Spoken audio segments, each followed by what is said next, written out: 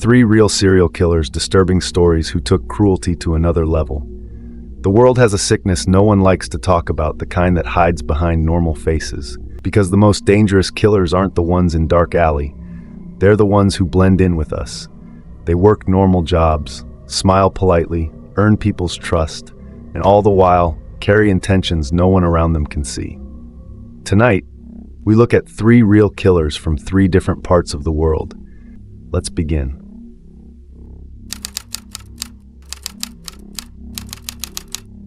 In the 1960s and 70s, in the Soviet region of Stavropol, stood a youth organization known for discipline, structure, and opportunities for young boys to develop physical strength and resilience. For parents, this club represented safety, guidance, and a chance for their sons to grow. But inside its walls worked a man whose intentions were far from honorable. His name was Anatoly Slivko, a respected youth leader, decorated for his community service, trusted by parents, and known for his calm, gentle personality. Under the strict Soviet system, reputation meant everything, and Slivko's reputation was spotless, or so everyone thought. What no one realized was that Slivko carried an obsession buried deep in his memories. Years earlier, he had witnessed a tragic accident where a young boy was struck and killed by a vehicle. Something inside Slivko twisted that trauma into fascination. He became fixated on the moment before death, the unconsciousness, the limpness, the vulnerability. He wanted to recreate it, rehearse it, perfect it, and he needed victims to do that. Slivko used his youth organization as a hunting ground. He selected boys who admired him, boys who saw him as a mentor. He promised adventure training, special activities, and survival challenges. Parents trusted him completely. After all, he was a leader approved by the state itself. The Soviet Union kept tight control over information.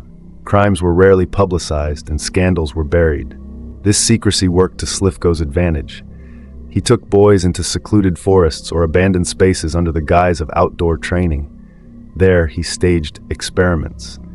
He would suspend them, restrain them, and reenact the accident he had witnessed as a child, trying to capture the precise instant where consciousness slips away.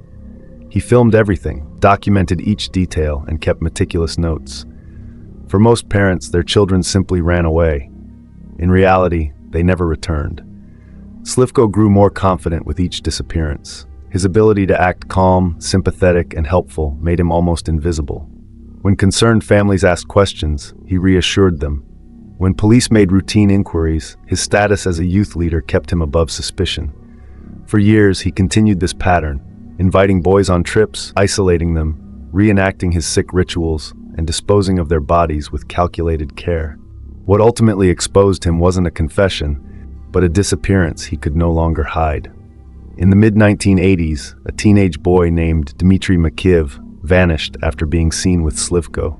Witnesses reported their last interaction, and for the first time, suspicion pointed directly at the respected youth leader. This gave investigators enough grounds for a rare, hard-to-obtain search warrant under the Soviet system. Once police entered his private workspace, the truth surfaced instantly. They found tapes, photos, journals, detailed recordings of every stage of his work. The evidence was overwhelming. Anatoly Slivko confessed to 7 murders, though investigators believed he harmed many more whose disappearances were never officially linked to him. In 1985, he was executed, but his story remains one of the most disturbing cases of a predator who used society's trust as his strongest weapon. A man who turned a position of leadership into a gateway for horror.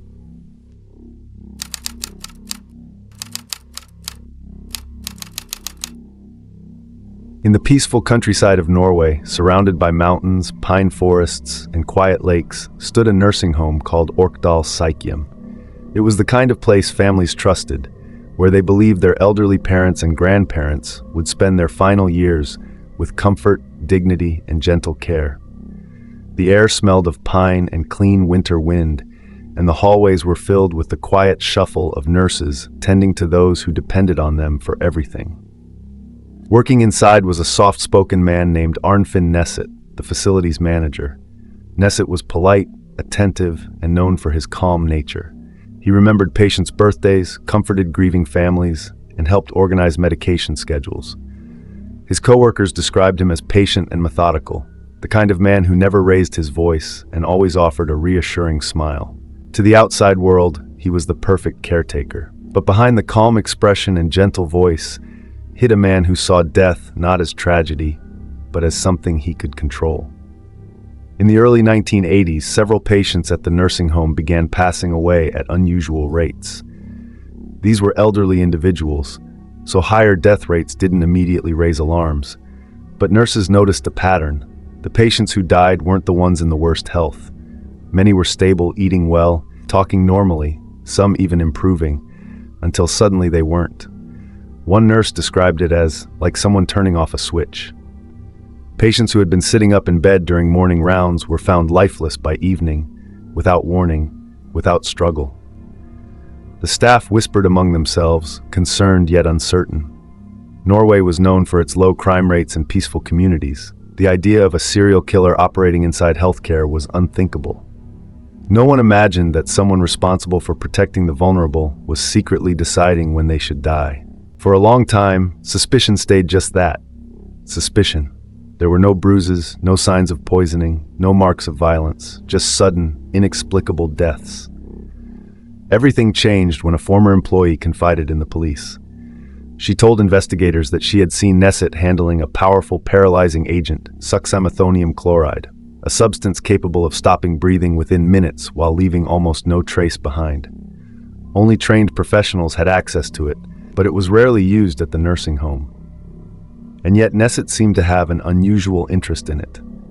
Her testimony cracked open everything. Investigators quietly opened an inquiry and began looking into Nesset's activities. What they found was deeply chilling. Nesset had been ordering the drug in suspicious quantities, far more than a small facility like Orkdal Sykehjem would ever need. He had unrestricted access to medical records, dosage charts, and vulnerable patients who depended on him completely. Many of his victims died peacefully in their sleep, their faces relaxed, their bodies showing no signs of distress. To an untrained eye, it looked like nature doing its work. To Nesset, it was something else entirely. When confronted, Nesset first denied everything. He was calm, composed, almost insulted that anyone would question his integrity. His reputation in the community had been spotless. He had spent years crafting an image of the devoted healthcare worker.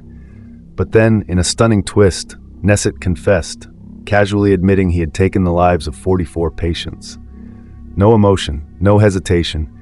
He spoke as if discussing routine administrative tasks. Later, he withdrew that confession, claiming it had been coerced. But the damage had already been done. Forensic experts dug into old medical files, cross-referencing death timings, staff schedules, and Nesset's movements. They began noticing eerie similarities. The same sudden respiratory failures, the same strange timing, the same lack of any medical decline before death. Patterns emerged, patterns that pointed directly to Nesset. Though only a fraction of the suspected murders could be proven under Norwegian law, the numbers were devastating. After a long, complex trial, he was convicted of 22 murders, though investigators believe the true number could have been much higher, possibly over 100. But what disturbed the public most was Nesset's motive. He never offered a clear explanation. Some believed he saw himself as a merciful helper, ending suffering early, even when suffering didn't exist. Others believed he enjoyed the godlike control over life and death, that quiet power, that terrible authority. But the families who lost loved ones knew one thing with certainty: none of their relatives had asked to die. Throughout the trial, Nesset remained chillingly composed. No grief, no guilt, no apology. He spoke as though the lives he ended were simple entries in a ledger, nothing more. In the end, the peaceful nursing home in the Norwegian countryside had harbored one of the nation's worst serial killers, a predator hiding behind compassion, a killer disguised as a caregiver, and the most disturbing part, he almost got away with all of it.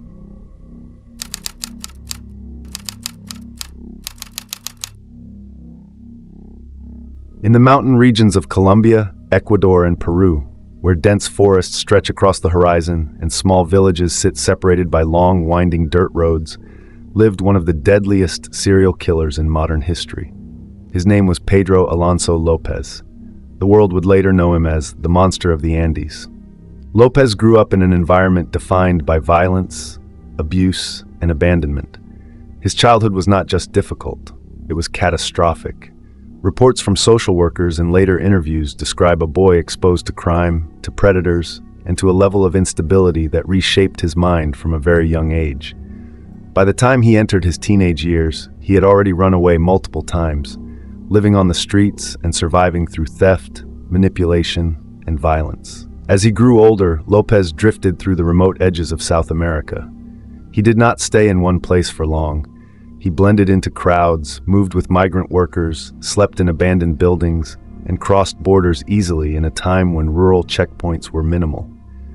He watched people, he learned patterns, and eventually he began targeting the most vulnerable victims in the region. Throughout the 1970s, disappearances began rising in the poor, rural areas of the Andes. Young girls, primarily between the ages of 8 and 12, vanished while walking home from school, selling items in local markets or helping their families with chores. At first, no one could see the full picture. Many families lived deep in the mountains, hours from police stations. Some districts lacked formal law enforcement entirely. When a child disappeared, there were no national databases, no urgent bulletins, no coordinated search teams. Most cases were dismissed as kidnappings, family disputes, or tragic accidents common in dangerous rural environments. But the mothers of these villages noticed something terrifying. Entire communities whispered about a shadow moving from town to town. Rumors spread of a man with a polite smile who approached children in crowded marketplaces, offering candy or asking for help carrying small items. Lopez exploited these gaps in the system with horrifying precision. He knew border regions had no communication with each other. He knew poor families didn't have the influence to pressure authorities. He knew that a missing child in a remote village might never generate a single official report. By the time investigators in Ecuador began noticing a disturbing cluster of disappearances, it was already far too late. Lopez was finally captured in 1980 after a failed attempt to abduct a young girl from a marketplace. The child's mother and local merchants intervened, chasing him down and handing him over to police. At first, officers didn't realize who they had in custody. But once he began talking, the investigation shifted into something almost unimaginable.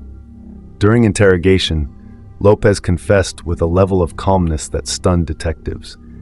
He admitted to killing at least 110 girls in Ecuador. When pressed further, he claimed the real number was much higher, more than 300 victims across Colombia, Ecuador, and Peru. Authorities were skeptical until Lopez brought them to the burial sites. Dozens upon dozens of graves, shallow pits scattered across isolated landscapes, victims laid to rest in identical positions just as he had described. This moment confirmed the monstrous scale of his crimes. Law enforcement officers who visited the sites gave statements describing scenes so disturbing that some investigators left the force shortly after. Yet the darkest part of the story wasn't just what Lopez did. It was what happened after he was convicted. Because of legal limitations in Ecuador at the time, the maximum prison sentence he could receive, even for hundreds of murders, was 16 years. He was released earlier for good behavior. He was then deported to Colombia, where he faced new charges. After evaluation, Colombian authorities declared him mentally unfit and placed him in a psychiatric facility. But in 1998, he was released from psychiatric supervision as well. He walked out of the system, free. To this day, no one knows where Pedro Alonso Lopez is. He vanished into the same regions he once used as hunting grounds. The monster of the Andes is believed to be one of the most prolific serial killers in recorded history, and he disappeared back into the world without ever facing full accountability. His story remains a chilling reminder of how killers exploit isolation, how borders create blind spots, and how even the most horrifying cases can slip through the cracks of a fractured justice system. Sometimes the most dangerous people are the ones who look ordinary. If you found this breakdown informative, make sure to like the video, subscribe for more true crime analysis, and share your thoughts in the comments. And always remember, some answers remain missing, and some stories will never have an ending.